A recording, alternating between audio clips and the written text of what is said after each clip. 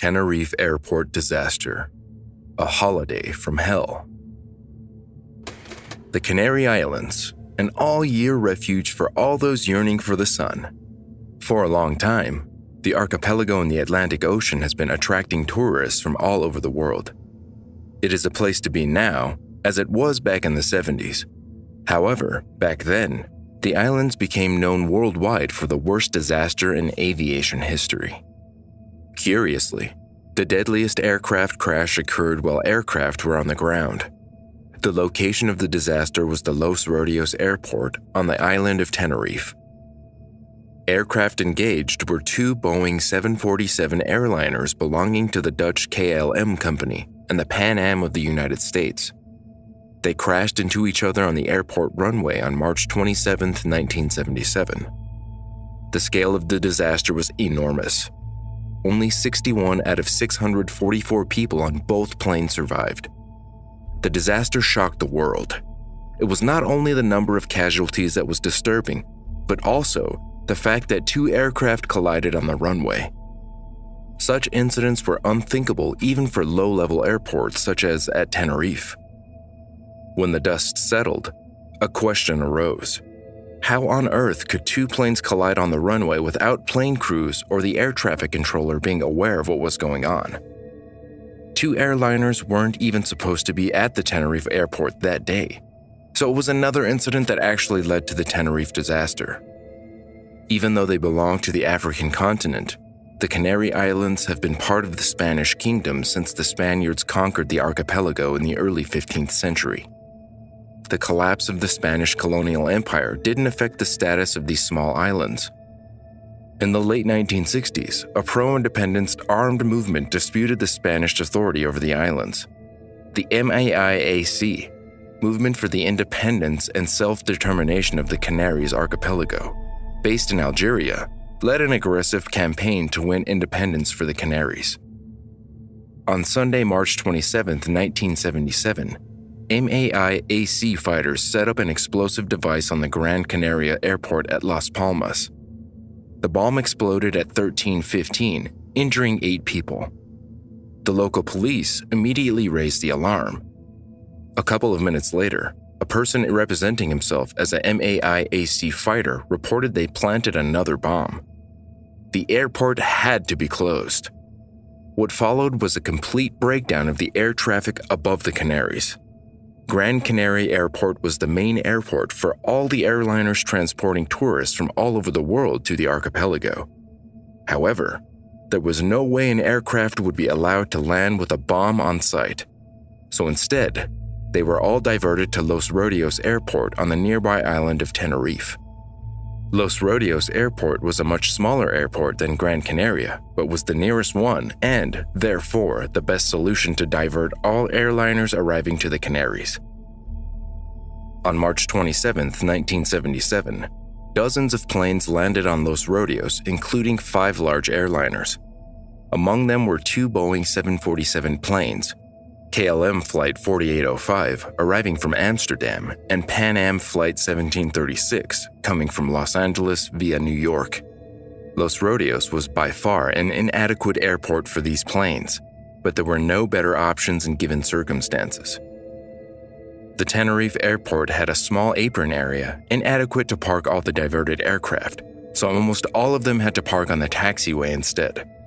They, therefore, used the runway for both taxiing and takeoff. Needless to say, how important was the coordination of the air traffic control at the airport in given circumstances. Everyone at the airport was quite edgy.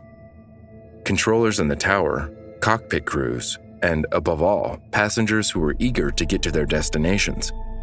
The fog that descended on the airport only aggravated the situation. The Pan Am 1736 captain didn't even want to land at Los Rodeos. He wanted to stay in the air in a holding pattern and wait for Gran Canaria to reopen. Ultimately, he was forced to land his Boeing 747-121 at the Tenerife Airport.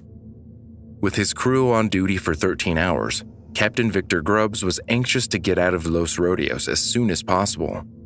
Most of his passengers were seniors, and spending such a long time in their seats was too big of a burden for them. As soon as he received a message the Gran Canaria Airport was reopened, Captain Grubbs prepared his plane for the takeoff. The problem was that between his aircraft and the runway was the KLM's Boeing 747, Flight 4805. With no way to bypass it, Grubbs had no options but to wait for the Dutch plane to take off first. At 16:56, KLM 4805 Captain Jacob Veldhuyzen van Zanten asked the control tower for permission to taxi. The controller cleared the KLM captain to backtrack down to the end of the runway and take his position for the takeoff. In the meantime, Pan Am 1736 also asked permission to taxi down the runway. They were too cleared to backtrack on the main runway but to leave it on the third taxiway exit to make room for the KLM to take off. It was an awkward decision because Pan Am's captain had to make a 148 degrees turn to get through the third exit. A complex maneuver for a large aircraft on such a small runway. Once on the takeoff position, KLM 4805 First Officer Klaas Meurs radioed the tower that they were ready for takeoff and were waiting for the clearance. The tower responded with the takeoff route instructions. Meurs replaced the instructions and ended his statement with words, "We're now at takeoff." Captain Van Zanten added, "We're going." The controller responded with, "Okay," but only to confirm that he received a message. Captain Van Zanten, however, misinterpreted the word thinking he had got a takeoff clearance. He failed to receive the other part of the message the controller sent them. "Stand by for takeoff. I will call you." The main reason the KLM 4805 crew failed to receive this message was that all the planes at the airport used the same radio frequency to communicate with the control tower, which led to signal interference. One of them was Pan Am 1736 transmitting a message. "We're still taxiing down the runway, the Clipper 1736. Dutch crew failed to record this message as well. Captain Van Zanten believed he had an open runway in front of him, pushed the throttles, and began his takeoff while the Pan Am 1736 was still on the runway. Because of thick fog, Captain Grubbs missed the third taxiway exit and continued to taxi down the runway. The controller urged him to report as soon as he had left the runway as KLM 4805 was waiting to take off. The crew in the control tower was utterly unaware that the Dutch Boeing was already taking off. They had no ground radars to locate the planes on the runway, and the fog was so dense that they had no clear sight of the taxiway, let alone the runway. After all, they were assured KLM 4805 was in place as they gave Captain Van Zanten no clearance. Captain Grubbs did not know KLM's plane was taking off. He noticed KLM's landing lights only when the Dutch plane was rushing at full speed toward them. Captain Grubbs just exclaimed, "God damn! That SFB is coming," as he applied full throttle and turned a sharp left, trying to escape from the runway. Van Zanten was probably surprised as well when he saw Pan Am on the runway. He was running too fast to stop, so he tried to lift his plane and clear over the aircraft in front of him. But, unfortunately, planes were too close for this maneuver to succeed. KLM hit the Pan Am and ripped apart its fuselage above the wing and behind the cockpit. Fire immediately caught the Pan Am because of the spilled fuel that ignited. KLM remained airborne for a few seconds and then crashed into the ground 500 feet past the spot where it hit the Pan Am and slid for a further 1,000 feet. Just before the takeoff, the KLM was fully refueled. With tanks full, the plane burst into a massive fire upon impact. Back at the control tower, controllers heard a series of loud explosions but were unaware of what was happening because the dense fog covered the entire airport. Still, firefighters and ambulance crews were given an emergency alarm. A couple of minutes after the collision, an airport worker came running to report a plane on the runway was on fire. Although unaware of the plane's position, the fire crew jumped into action. As they moved along the runway, they bumped into the KLM's aircraft engulfed by fire. At that moment, the fog began to clear, and the firefighters noticed another bright light coming from down the runway. It didn't last long before they realized another plane was on fire. The entire fire crew then moved to this location and concentrated their effort on putting out the fire on the Pan Am. The KLM was firing so vigorously it was apparent it was gone beyond saving. In the end, both planes burned down to conditions beyond repair. A devastating fire killed all 234 passengers and 14 crew members of the KLM. The number killed inside the Pan Am was even larger: 317 passengers and 9 cabin crew members. However, 70 people from Pan Am's Boeing survived the crash, including the entire cockpit crew. Of this number, 9 passengers, unfortunately, succumbed to their injuries later.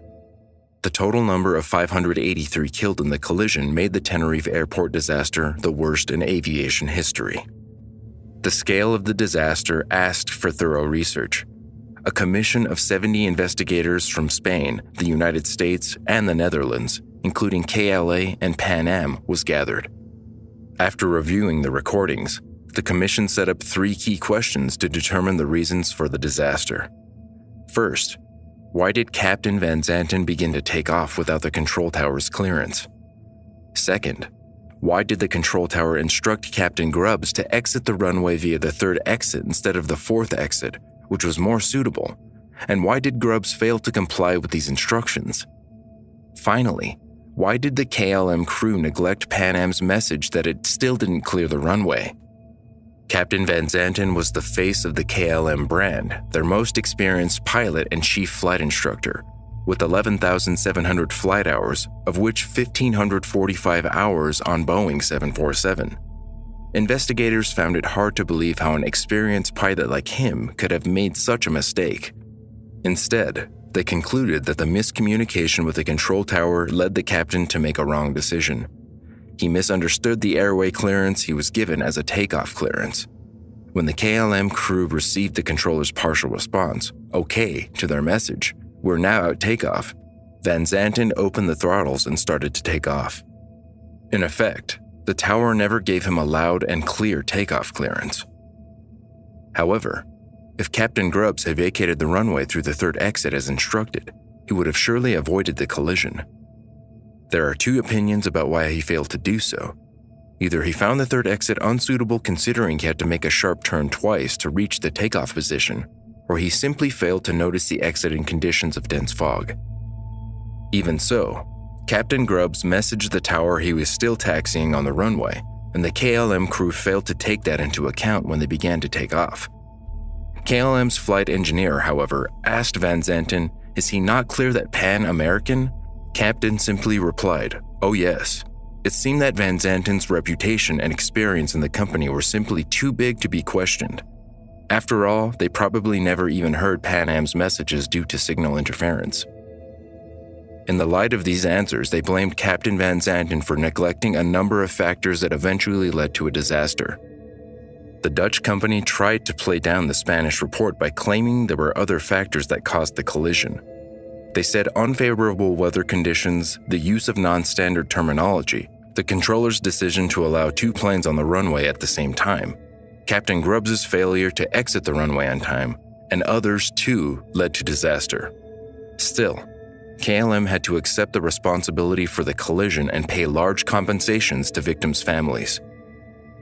The news of the Tenerife Airport disaster shocked the world.